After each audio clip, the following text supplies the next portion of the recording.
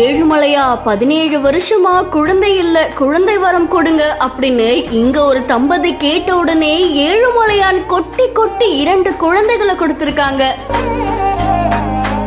வேண்டுதல நிறைவேற்றின ஏழுமலையான தரிசிக்க இந்த தம்பதி தான் குழந்தைகளோட பாத யாத்திரை மேற்கொள்ற வீடியோ பலரையுமே நிகழ்ச்சியில ஆழ்த்திருக்கு. பாத யாத்திரையில குழந்தைகள் கஷ்டப்படக்கூடாது அப்படின்றதுக்காக இந்த தம்பதி தயார் செஞ்ச மரவண்டி பலரையுமே ஆச்சரியத்தை ஆழ்த்திருக்கு. திருவண்ணாமலை மாவட்டம் சேக்கூடலூர் கிராமத்தை சேர்ந்தவர் தான் பூமிநாதன். இவருடைய மனைவி சுகந்தி.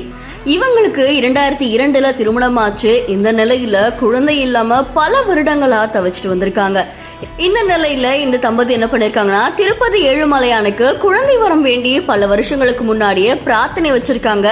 இந்த நிலையில கடந்த 2019ஆம் ஆண்டு இந்த தம்பதிக்கு ஒரு அழகான ஆண் குழந்தையும் ஒரு பெண் குழந்தையும் பிறந்திருக்கு. இவங்களுடைய வேண்டுதலை நிறைவேற்றின ஏழுமலையான தரிசிக்கிறதுக்காக கோவிலுக்கு போறாங்க.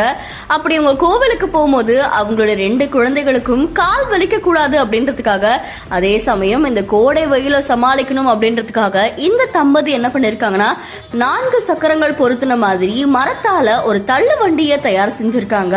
சோ இந்த வண்டியில 2 குழந்தைகளையும் உட்கார வச்சுட்டு அந்த குழந்தைகளை தள்ளிட்டு போறாங்க. அதை தொடர்ந்து வேண்டுதலை நிறைவேற்றுற வகையில திருவண்ணாமலையில இருந்து திருப்பதிக்கு இந்த தம்பதி பாத யாத்திரையா போறாங்க. சோ இத பத்தி அவங்க சொல்லும் போது என்ன சொல்லியிருந்தாங்கன்னா, பல வருஷமா நாங்க குழந்தை இல்லாம தவிச்சோம், ஏழுமலையா நாங்க கேட்ட உடனே எங்களுக்கு கொடுத்துட்டாங்க. சோ அந்த வேண்டுதலை நிறைவேற்றுறதுக்காக நாங்க எங்க குழந்தைகளோட பாத யாத்திரை போறோம் அப்படின்ற மாதிரி தெரிவிச்சிருந்தாங்க.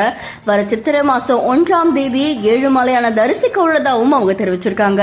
இந்த வீடியோ பலரையும் ஆச்சரியப்படுத்தினதோட குட்டி குட்டி கொடுத்த ஏழுமலையான் இப்படி குழந்தைகளையும் வரமா கொடுத்தது பலரையுமே நிகழ்ச்சியில ஆழ்த்தியிருக்கு.